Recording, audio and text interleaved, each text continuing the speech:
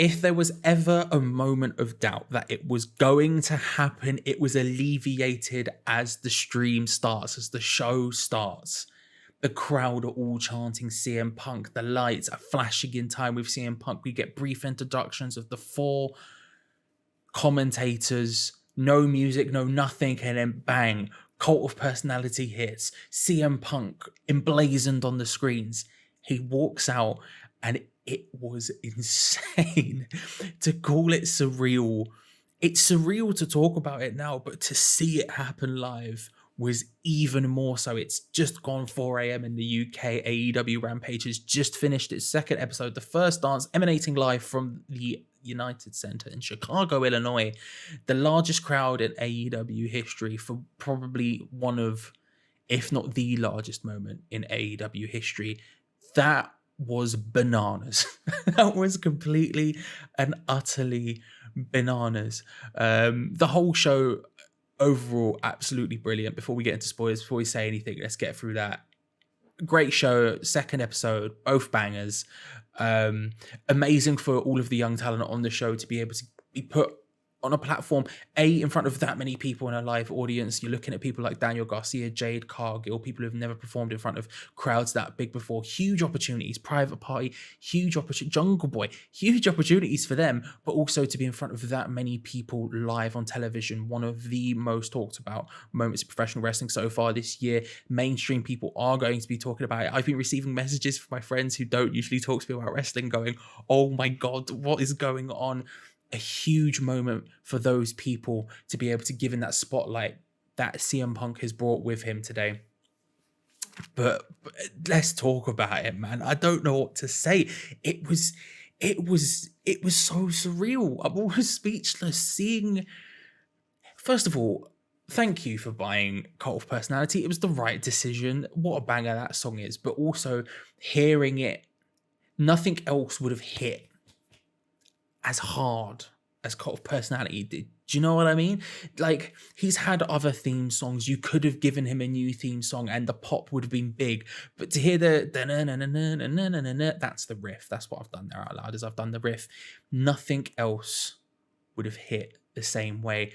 And you can say what you want about CM Punk, but the man knows how to get a pop through small movements. It felt like that Money in the Bank moment again. He walks out on stage, he's knelt a word? He's kneeling down, taking it in, everyone's chanting his name, and then as he stands up, the crowd erupts. And to say the crowd erupted several times during his segment is an understatement. I mean, erupting, it was utter pandemonium. It was chaos. A moment of catharsis for everyone in the arena, including CM Punk himself. I mean, after the pandemic as well, the hometown hero in professional wrestling of Chicago, there is no one else but CM Punk, really. Obviously, you've got your boys, like you've got your Colt Cabanas and what else. There's other great people from Chicago, but Punk and Chicago are the one. And to see him get the moment there as well, it was just done so perfectly. Everything was so perfect. The first segment before the first ad break was just CM Punk's entrance. It was just CM Punk's entrance. Tony Khan spoke earlier in the day about how this wasn't going to be a typical layout of a show that we'll see going forward with Rampage, and it was slightly different from last week's, and that was because the first 2 segments were just CM Punk. First segment, just his entrance. Second segment, just CM Punk talking in the ring, getting stuff off his chest, talking about his emotions in the moment, talking about feeling it again. Not just returning to wrestling for the money or for anything else, but having to feel that moment with the fans, talking about returning for the fans, saying all the right things. He's one of the best talkers in pro wrestling for the last 15 years or whatever, for a reason. And you can see it. The crowd they were always going to be eating out of the palm of his hand. Let's be real. It's Chicago. It's the return of CM Punk after 7 years. But they were returning. They were giving him everything he wanted to be given, and he was giving it back. He was saying all of the right stuff, including 2 key points. First one, he called out Darby Allin. Darby called him out. He's called him straight back out. He looked up into the rafters, and there was Darby Allin standing up there like his dad Sting does. with some cool looking face paint. It wasn't the classic skeletal stuff. It was like trees or something. It looked sick. But he was up there, and seeing Punk looking up at him and the camera looking up at Darby, there's something about that image of having the super long lens like zoomed straight in on someone so high up, the spotlight on them. It's just a cool vision, isn't it? Sting, he knows what he's doing. It just looked cool. They had the moment. Punk calls him out, says he's heard what he had to say, and says, September 5th, All Out, Chicago, Illinois, it's happening. The return of CM Punk, his first match, it will be against Darby Allin. It will be at the pay-per-view All Out. Wild. When the Cult of Personality hits that night. Wild. And an amazing first opponent. If you want more information on this, by the way, later on today, if you're in the UK time, which it's now 4:15 in the morning, or if you're in America tomorrow, I will have a video up on this very channel. A channel I'm trying to do a video every single day on, by the way. That's the aim now, is to do a wrestling video every single day. So subscribe, get involved in the journey. I'll have a video up, 3 perfect opponents for CM Punk in AEW. That'll be up tomorrow. So come get involved. Darby Allin will be his first. We know that for certain now. And then just before he ends his promo, CM Punk says, I know it's been a long time to wait.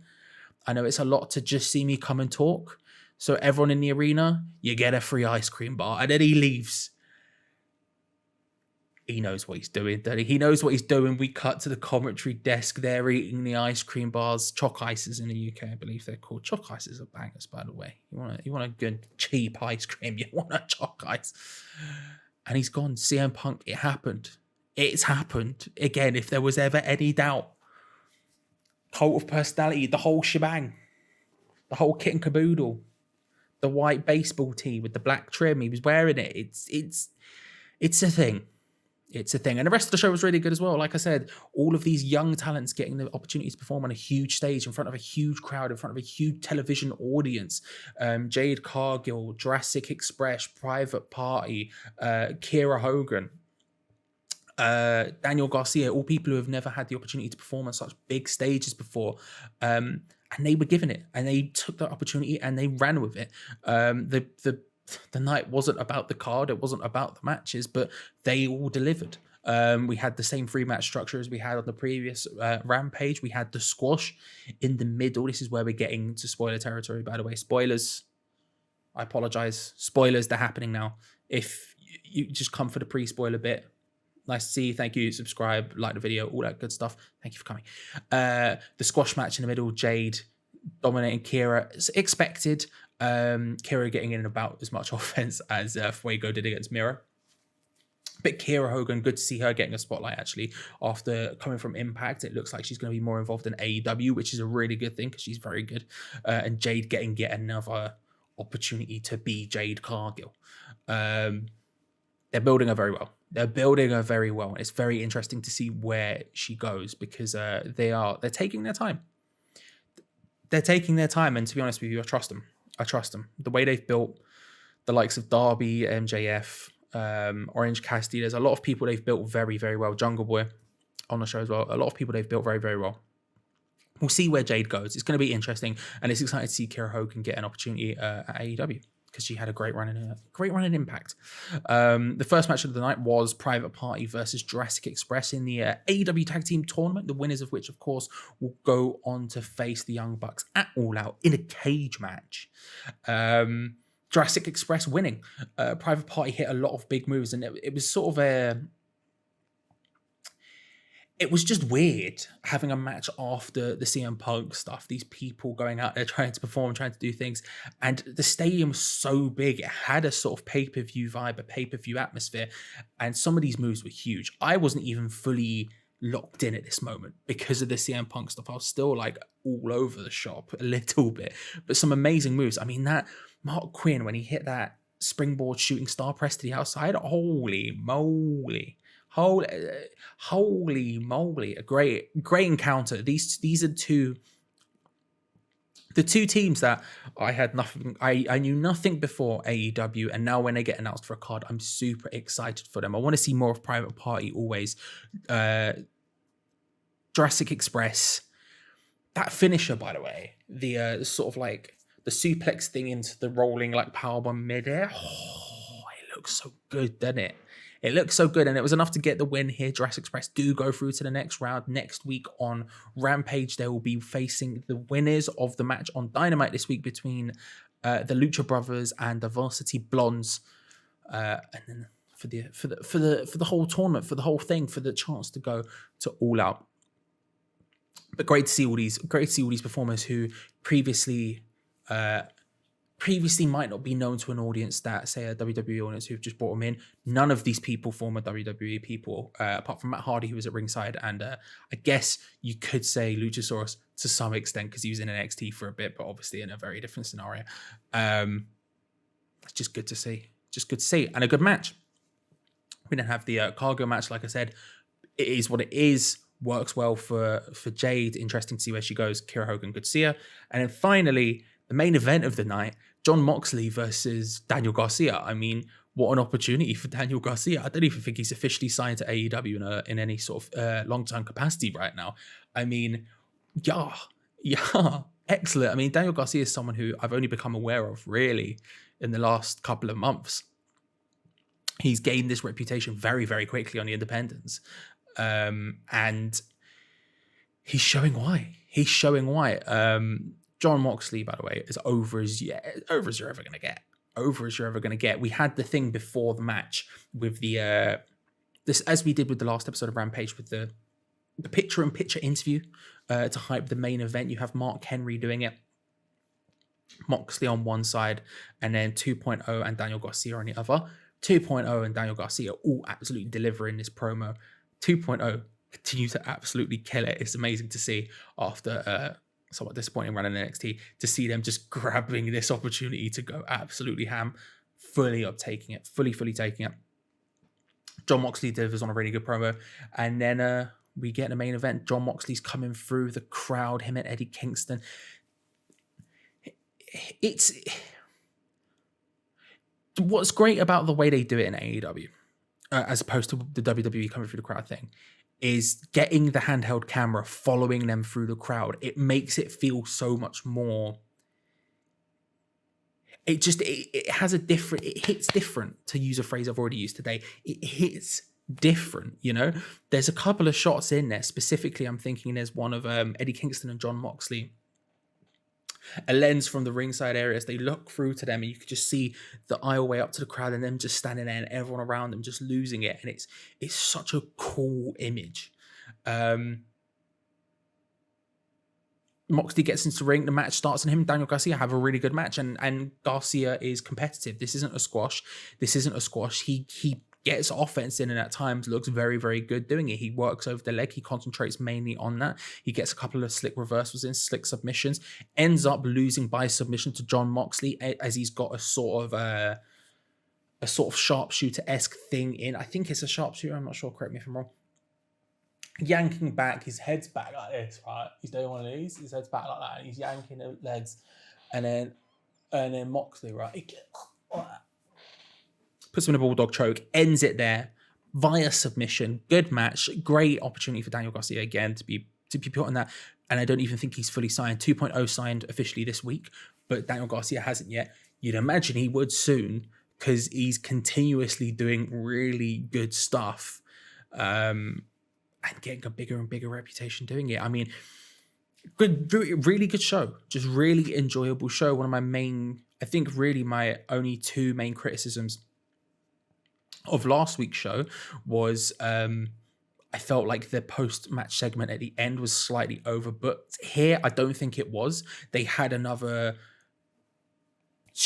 a big schmoz after. You had 2.0 and Daniel Garcia attacking Moxley after the bell. Eddie Kingston gets involved at 2.0 and Daniel Garcia. They're taking control.